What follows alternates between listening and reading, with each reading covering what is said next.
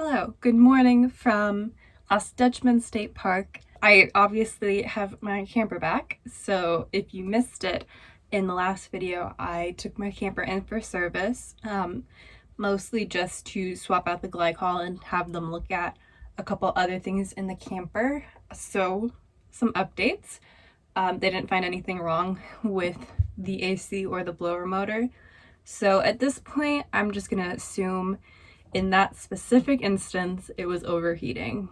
I think basically I just didn't have any shade on that side of the camper, and it was gonna be a very hot day. So I think I just have to be careful in similar instances. I think if I have shade, I should be fine. I was in Santa Fe for a little bit, and I think we had a couple 97-degree days, and the AC had no problems, so I know now. And I also know how to kind of combat it as well, so hopefully it won't be a problem in the future. They also switched out the glycol.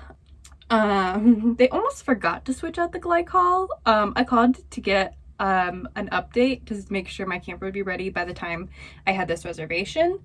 And they were updating me. They're like, oh yeah, we did this and this. And I was like, did you just miss the part where I need the glycol replaced? Like, they had a list and they didn't, I don't know.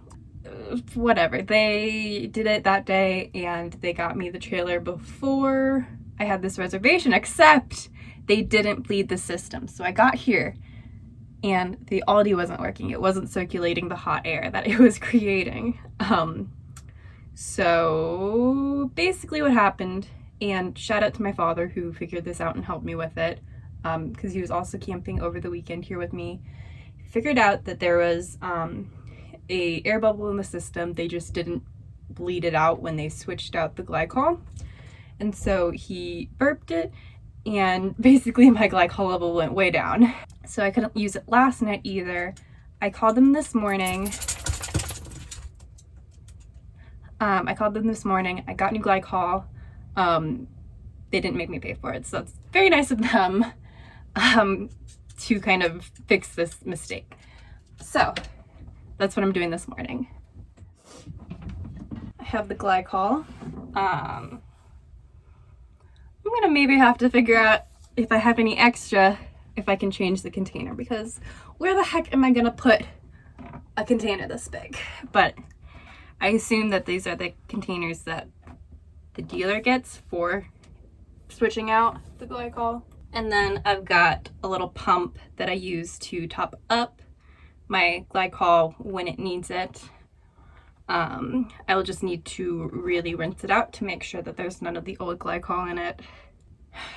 Yeah, it seems doable, right?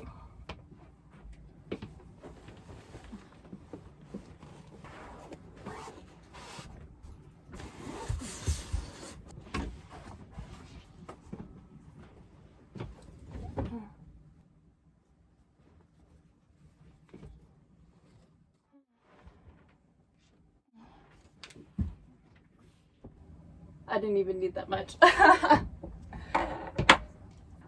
realized I don't actually need that much.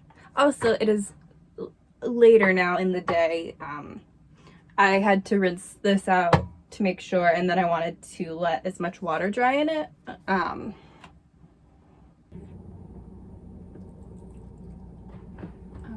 that's the line.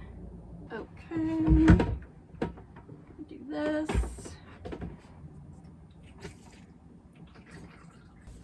So basically what Tom's did is that, first of all, they literally filled up the glycol to the minimum line, which is shady if they're paying for the materials, but they weren't. I was paying for the glycol that they were putting in my system, so I don't understand why they wouldn't put it up between the minimum and the maximum line, which is how you get your camper. That's basically where it is. And so it kind of put me in the position of needing to find where I could get the new glycol. The answer is you have to get it through a dealership, which is painful because I have mixed feelings about Tom's Camperland. So Tom's just isn't great. I'll just leave it at that. They've done an okay job. They actually did a good job making it right today. Their mistake in giving me the glycol and letting me stop by today to pick it up.